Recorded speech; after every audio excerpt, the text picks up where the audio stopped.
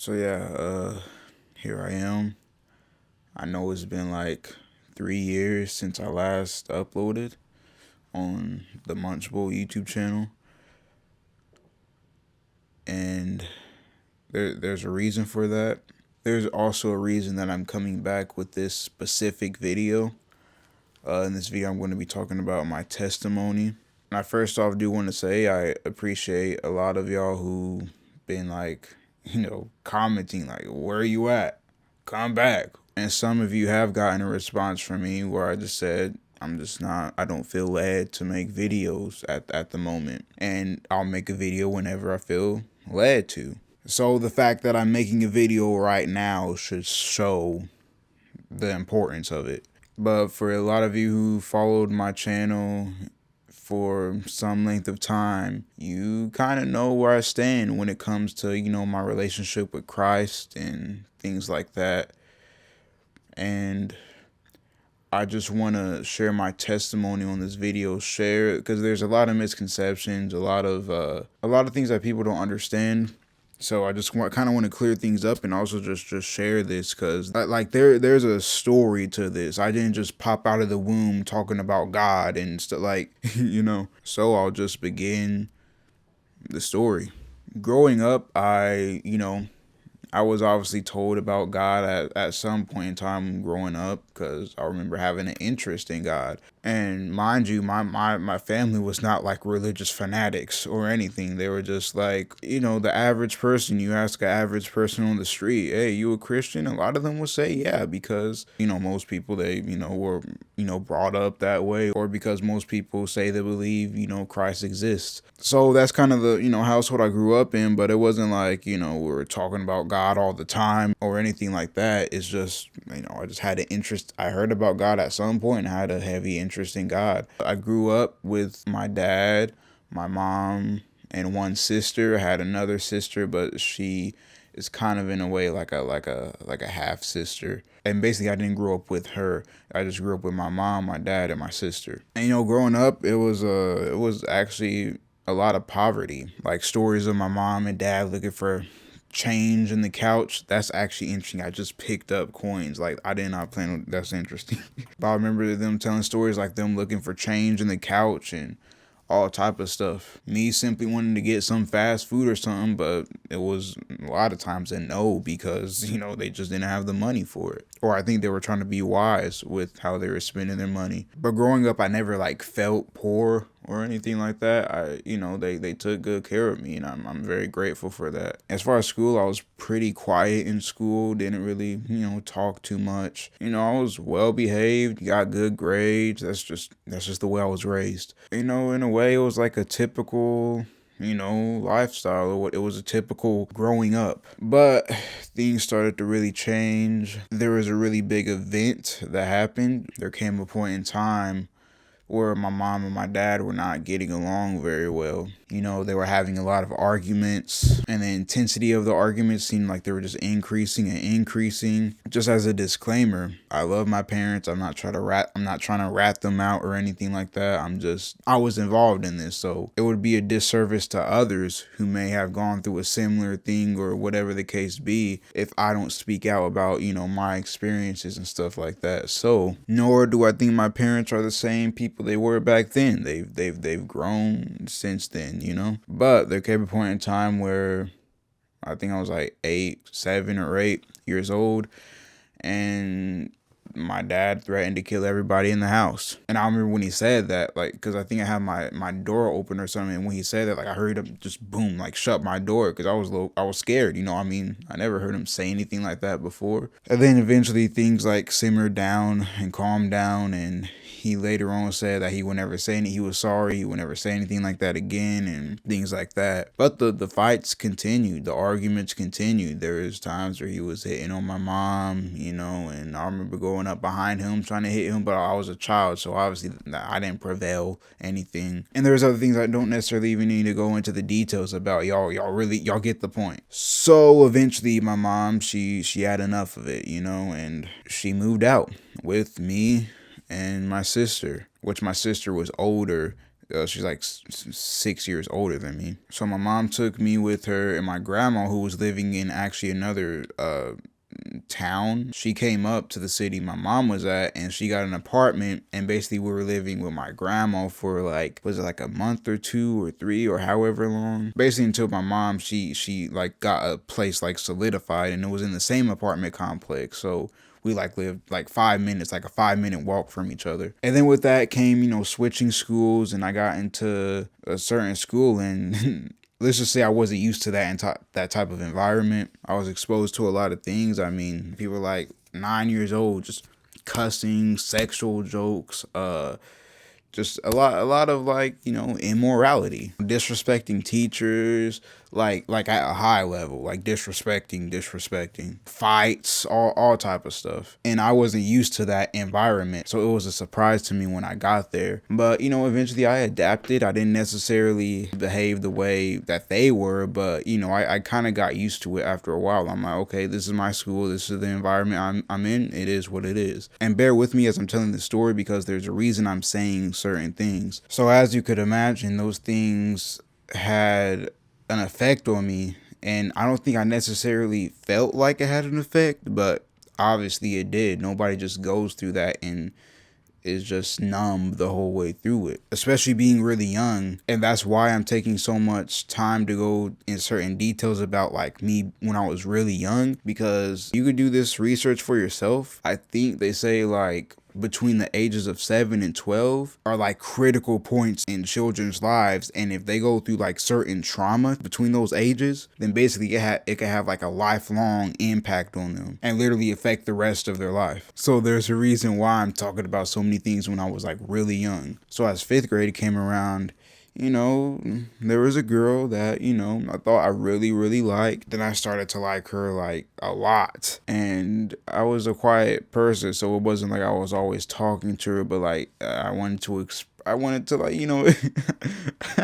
wanted to like, express myself a little bit or whatever. So like I was like buying her stuff for Christmas, buying her stuff for Valentine's Day, boxes of chocolates, like a box of chocolates. I was like, I was not playing any games. Like I was, so yeah, that happened. But she still either she wasn't getting the hint that I was interested in her, or she was like playing naive. And actually I found out that this girl was going to the same church that I was going to, at least the church that my mom was bringing me to. And she was like in a little like 5th and 6th grade group. So I'm like, well, let me slide in there. Actually, I think she was asking me to go to it. So, I would show up, and she would like rarely be there. But I actually was really enjoying the class. I was feeling like I was learning a lot, and I actually enjoyed it. But there came a point in time where in school, someone actually asked me out for her, and I didn't believe it, because people were always playing around with me like, oh, she likes you and this and that. I didn't really believe them. But then I found out it was true, and I'm like, oh. So like that was like my first experience, like experiencing quote unquote love, which was not love. Because I mean, first off, look at how young I was, and also love goes way deeper than that. But that was my first time feeling like, wow, somebody's actually interested in me the way that I'm interested in them, and that felt like that was a really good feeling. But that was very, very short lived. And basically what happened is I started getting these feelings that she was interested in somebody else, and that she liked somebody else, because she was always flirting with him and all this and that. And obviously imagine how that would make somebody feel, right? So I just asked her one day if she liked him. She said yeah. And I was like, oh, okay. And she asked if I was mad. I was like, no. But I mean, to be real though, I was like broken by that. Cause see, I was so young, and I was so like immature and naive in a lot of ways. Like I remember just like crying, like being like feeling broken. And mind you, I was like 10 years old, and like I just started like developing resentment in my heart, hatred in my heart. And from there, like I was started to like kind of go into a little bit of a dark place, like in my mind. And I mean, some may be like, oh, bruh, you were like 10 years old. I mean, but the thing is, it's like, yeah, what most people just get over, and it's just a bunch of like childish stuff. For me, like I took everything so serious. So that had an impact on me. And then basically at a very young age, lust entered into my heart, and I started, I didn't know what masturbation was, but I started just masturbating and I did it like heavy. I was addicted to it. And the thing is, when I did it, like I felt really guilty. And it wasn't like anybody saw me, but it was like an inner guilt. I felt like I should not be doing this. This is not right. So that became an addiction. So as the years went on, it was like 6th grade, another situation happened like that. It was like a bait and switch situation when it came to a girl's, asking if I liked her, but then boom, going to another guy or whatever. So my perception on women kind of started already getting corrupted. And then after 6th grade, like I remember just a heavy depression that came over me. And part of it, I think, was because I was, masturbating and stuff like that, and like I was trying to stop it, but back then I could not control myself. I couldn't stop. And also there is problems going on in my family, like feeling misunderstood by my mom, feeling like I couldn't talk to her, which isn't fully her fault. A lot of it was actually my fault for not communicating well with her. But like just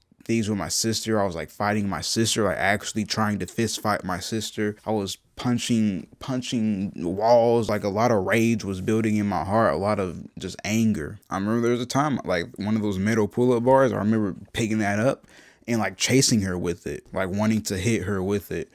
And I didn't, but that just goes to show where my mind was and where I was heading. And also, I don't know if y'all know, but the TheMunchBowl YouTube channel was started in May 2015. I uploaded videos on there a lot. I think that actually started that when I was in 5th grade, and then that transferred into 6th grade, and then I was basically using YouTube as a coping mechanism. And I remember just isolating myself from family, just staying in my room all day. There was even a time where, I didn't eat for a day because I don't know, I just felt like I wanted people to notice that there wasn't something okay with me. I wanted people to feel sorry for me, but like that never really happened. I just got like yelled at and things like that, which didn't help. And of course, now looking at it, I see why my mom probably was frustrated, but still, like the things like yelling and all that, it didn't help. It just made things worse for me. So eventually going into middle school, found out we had like teams in middle school or whatever, and whoever was on a certain team, they would have like classes together or whatever, and they would be in the same hallway or whatever. So that same girl that, broke my heart, she was on my team in middle school. So that's like the 3rd year of me being around her. And mind you, I had so much resentment in my heart and all of that. So many times when I would see her, I would just be like resentful. And I started getting into like rap music and stuff like that. And actually it was at that point when I started making music, I kind of put YouTube down and picked up music, and I started learning about how to do music and things like that. And I was listening to people like Lil Uzi and those type of people, that group of, people like him. And eventually I started listening to like underground rap and stuff like that. Like I'm sure a lot of you know, like XXXTentacion, which is very sad what happened to him. I started listening to him when he was still alive and everything. Like I remember when I seen him, I was just like, he's so like real. I feel like I could relate to him. And eventually, like I started like I looked up to him like as an idol in a way. And it came to a point where I was like, you know what I'm gonna do with my life is just I'm gonna get big in music, and I'm gonna try to help people out. That's how I looked at it, because I looked at if I got famous or whatever, then I would have a platform to, help people. But mind you, I couldn't even help myself. Actually, what I forgot to mention is in the summer before 7th grade, like a weird OCD type thing started developing in me. For example, there's things I would do, like I used to like feel a urge. Like for example, like I would pray a bunch of times before eating, like a lot, like the same prayer over and over and over again until I felt like I said it enough or something. And like there was a rug, and like I felt an urge to like tap it like 11 times with my foot because I was 11 years old, and it was just like weird stuff. It was,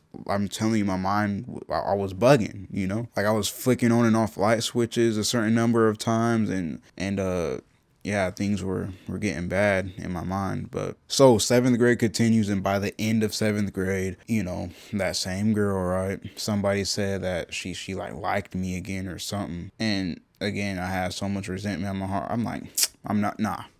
Like I'm not going through the same thing that I went through like 2 years in a row. Nope, no, I'm not doing that. But I folded, and I was like, you know what?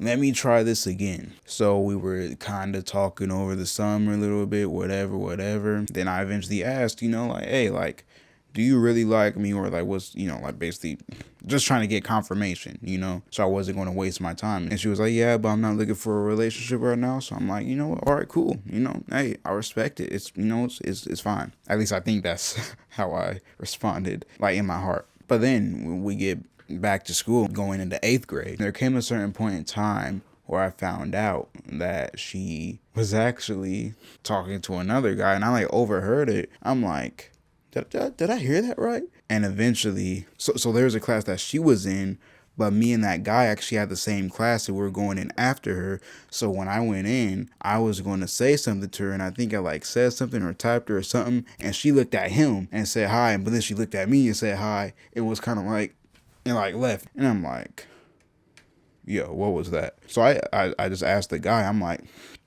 are you and her like a thing? And he was like, yeah. Either he asked me or I asked him, and like basically let me know that they were a thing. And I'm like, bruh, like again, like this happened again. So as you could probably imagine, I was pretty hurt by that as well. So I just kept getting hurt over and over and over and over again, and that's all I knew growing up. Even growing into my teenage years, that's all I knew was getting hurt. And actually, ironically, him and I started becoming really good friends, and then I guess she did him dirty, and he started like just not liking her. And she was a very sweet girl. It's just she just had a tendency to break people's hearts, apparently. But I started getting deeper into music, deeper into like that emo rap stuff, and I started trying to be with different girls and stuff, which was not successful. Just trying to slide into DMs, trying to talk to certain people, and those things were just not working. I was getting my heart broken then too,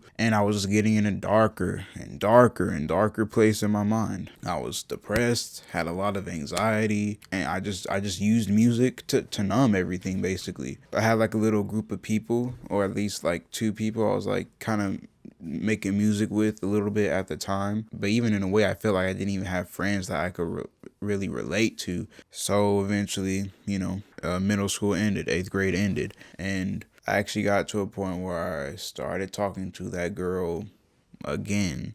Not trying to be with her or anything, even though I probably really wanted to, but like I felt like she was the only one that really understood me, even though she really didn't. It was just, I just felt comfortable talking to her. Like I wanted to like pour onto somebody. I didn't feel loved, and I was searching for love really. But I was so messed up, she couldn't help me. And in that same summer, as I was telling you, X was, I'll just call him X. He was my favorite rapper at the time, and I looked up to him in a lot of ways. But on June 18th, 2018, he was shot dead. And I remember when that happened, when I heard about it, like I was like broke. Like I was like broken. Like I felt like something was ripped out of me. And it was just a really sad situation. And I remember even waking up days after, like just with the heaviness over me, just waking up with like a cloud over me. So I was just a broken mess. I mean, and I actually started getting into things like trying to open my third eye and trying to, I think, astral project and lucid dream. And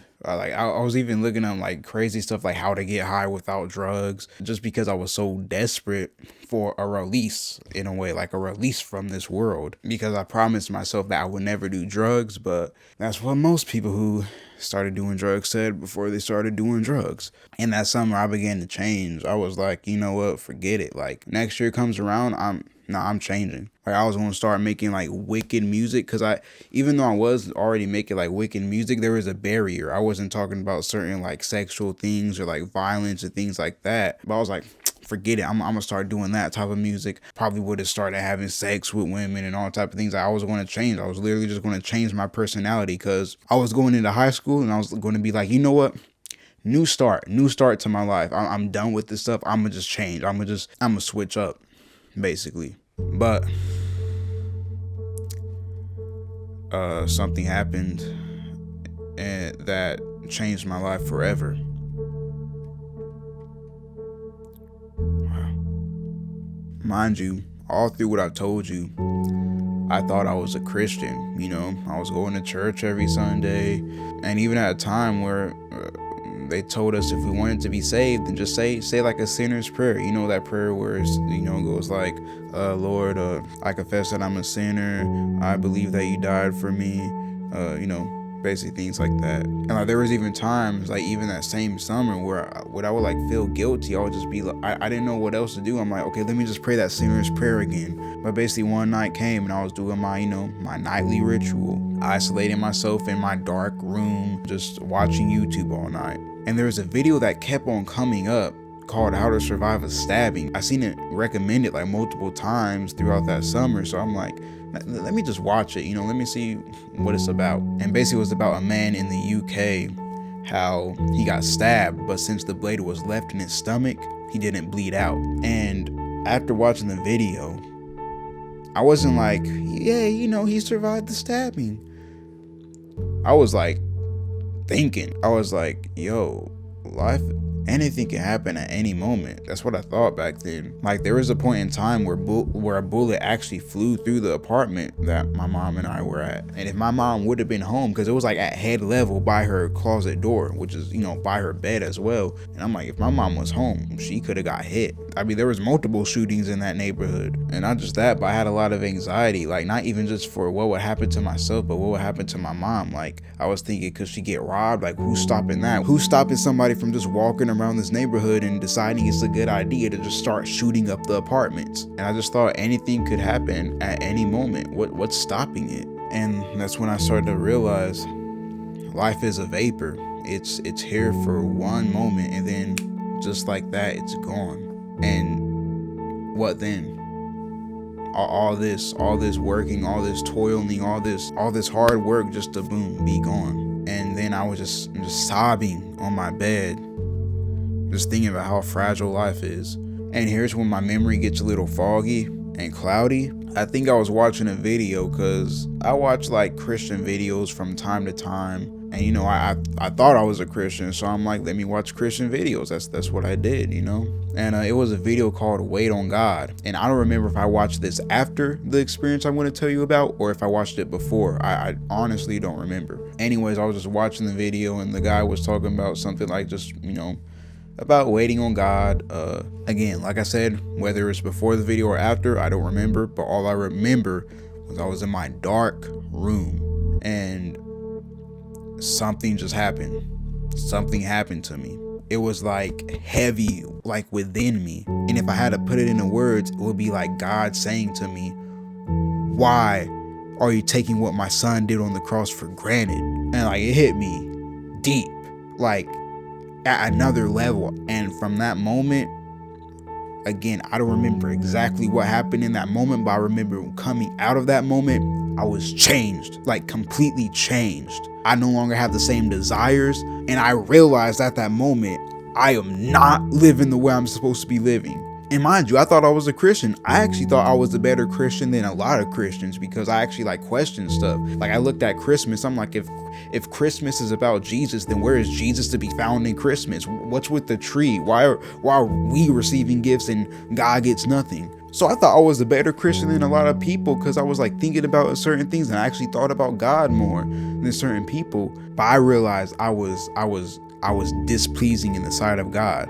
And he came to me that night and touched my heart, and changed me in a moment. And I remember after that, I'm just like, yo, I gotta do something. I remember just getting on Instagram, and I like put a picture of, it was a graven image. Sadly, we're not supposed to promote any image of Jesus, because a lot of those images are false images. But I put an image of who was supposed to be Jesus on a cross on my Instagram, and I was like just typing like, I'm so sorry for taking this gift. I'm so sorry for taking your gift on the cross for granted, or whatever I was typing up. I remember I just downloaded the Bible. I started reading the Bible, and from that day forward, I was reading the Bible every single day. And I was just growing and growing and growing, trying to seek God, because he literally changed my desires. And it's at the moment right when I was done with life, and I was like, I'm gonna change up. I'm gonna just go head first into what I thought was going to be a better life for myself, which I don't know what was on the other side, but I know it was nowhere good.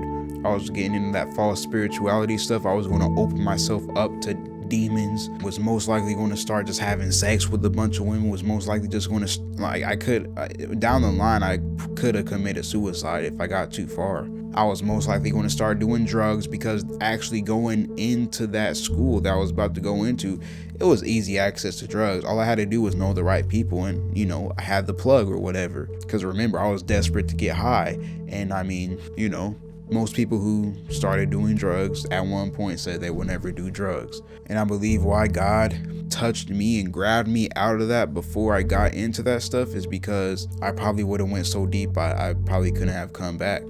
I probably wouldn't have come back. So it's not that I chose Jesus. He chose me. So it's not that I necessarily called out to Jesus. He called out to me. He stuck his hand out to me and I grabbed it. And it just shows the mercy of God. Because if I would have died in my sin, I would have went to hell.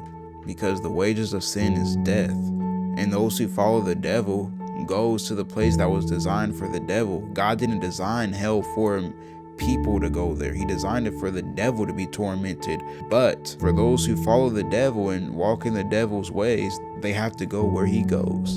And Christ snatched me out of that. And what I began to realize really quick is a lot of these churches are lying to people. They're preaching one sliver of the Bible while leaving like 98% of it out. And I realized so quickly that even the church I was going to, there was a reason I wasn't saved there, because they weren't really showing me the true way. That's why it's so important, for one, to get in the Bible for themselves, to seek Christ for yourself, so you're not lied to, so you're not deceived by people. It's not that having a pastor is bad. You just got to find a pastor that is preaching the same thing you're reading in the Bible, that preached the same thing Jesus preached. And I'll tell you what, since being in this walk, Christ has delivered me from so much. He delivered me from masturbation. And I'm not going to sit here and lie. There was times some years ago where I backslid, I went back to sin for a season, but God snatched me out of that again, and that shows his mercy. And it's long lasting. It's not just, it's just a phase. This has been 6 years since Christ changed me. He delivered me from depression. He delivered me from anxiety. He delivered me from lust of the eyes. He delivered me from pornography. He delivered me from rage and gave me a true love in my heart. And these are really all things that Christ can do for you. And I'm going to say this right now. Christ is the only way to heaven. Not Buddha, not Allah. It's only through Jesus Christ. Because guess what? Christ is the only God who really loves you. Allah doesn't love you. Buddha does not love you. Jesus Christ is the only God who came down from his throne and died for you. Went through the punishment that you were supposed to go through. There's a reason hell is eternal, because the Father, God the Father, which is one God, but there's three in one. There's a mystery to godliness. God is so amazing. It's very difficult to comprehend him. But as you seek him, he will start to reveal things to you, and it will start to make more sense. But the wrath that was supposed to be for everyone on the earth who transgressed against his law, be reminded that Jesus Christ is the Son of God. So there is a father-son relationship, even though it's one God. And I heard a blessed man of God say this. Imagine a father, as he's talking to his wife, he keeps an eye out on his son who's playing in the yard in front of him. But some guy who doesn't know how to drive in a neighborhood comes and smashes that man's son, and that man's son died. Imagine the wrath that would be in that father against the guy who killed his son. But you know what? The Father God, when man killed the Son of God, imagine the wrath of the Father when they spit on him, beat him, mocked him. All of that wrath that was stored up for them, which includes us, because our sin is ultimately what had Christ on the cross. Jesus, while he was on the cross, said, Father, forgive them. They don't know what they're doing. So all that wrath that was supposed to burn all of us for eternity, all of that wrath that God had directed for you, he turned and put it all on his son, who was sinless, who didn't deserve any of it. And you know what? Christ was the only one who could handle it as well. He could absorb that eternity's amount of wrath, and he went through the pain. But because he was sinless, hell could not hold him. So he rose from the dead. And that means anybody who gives their life to Christ, he can make you rise from the dead. You being dead in your sin, you being depressed, you being addicted to unclean things, he could free you from that. He did it for me. He did it for so many other people. He did it for homosexuals. He did it for literal murderers. He did it for prostitutes. He did it for just even average everyday people. It's only through Christ you could be freed from sin, and he's the only way to heaven, and he loves you, and he does not want to see you perish. That's why he sent his son. I'm telling you, he's real. His power is still real. His power is still here. I've literally heard and witnessed demons being casted out of people. There's literally been miracles happening, literal signs and wonders, literally the presence of God. But honestly, one of the biggest proofs is he changed me. I couldn't change myself. He's the only one who could do it.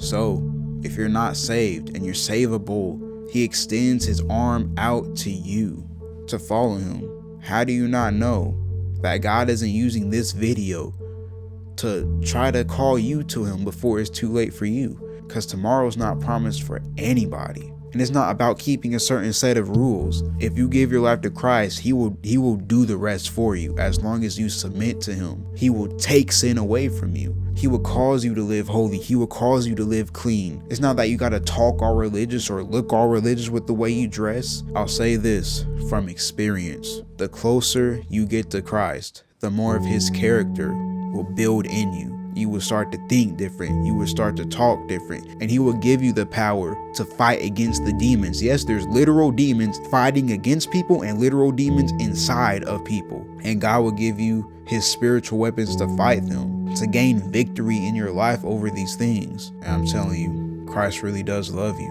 When he was on the cross, he had you on his mind. But what are you going to do? Are you going to take it for granted like I did and just live however you want to? Or are you going to choose to honor Christ and live your life for him and give your life to him? For after all, he gave his life for you. So Christ is calling out to you and he's reaching out to you. And it's not about going to a church building. Like I say, most church buildings, just being honest, they're not preaching the full truth. They preach what's convenient for them to believe.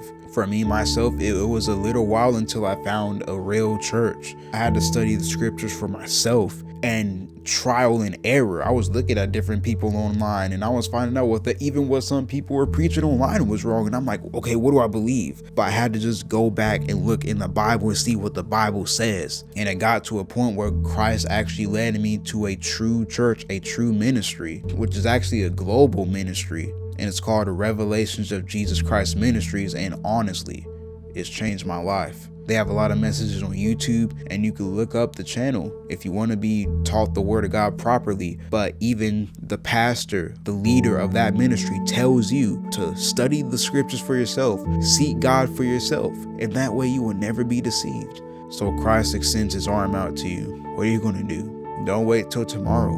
You have the chance right now what you're going to do. You know whether or not you feel a tugging to get right with Christ. You feel it. Those of you who feel it, you know that you feel it. And I'm not going to lead you in a prayer. After this video was over, just get on your knees and truly talk to God. You don't have to sound all religious. He understands the way you speak. Just talk normally to him. Apologize to him. Express how you feel to him and give your life to him. Start living for him and he will change you. And he will make you clean by his blood that was shed for you. And whether you confess it now and bow your knee to him now, whether you do it or not now, you're going to do it later. Because every knee will bow and every tongue will confess on the day of judgment that Jesus Christ is Lord, to the glory of God the Father. You can't make it into heaven by how good you've done. What type of judge, if a person committed a crime, will that criminal go up and say, well, I don't have to go to jail because I did a bunch of good things? No, they're going to get sentenced because of the crime they committed. It doesn't matter how much good they've done. And that's why we need Christ, because so much of us have done so much wrong in our lives. We need his blood to cleanse us. And I'm telling you, once you give your life to him, he will change you. He's done it for me. And before I even knew he did it for other people, I started learning about other people's testimonies and they got delivered. And this is real. This is real. Jesus Christ is real and he wants to save you. So the invitation is out to you. Choose this day whom you will serve. In Jesus' name. Amen.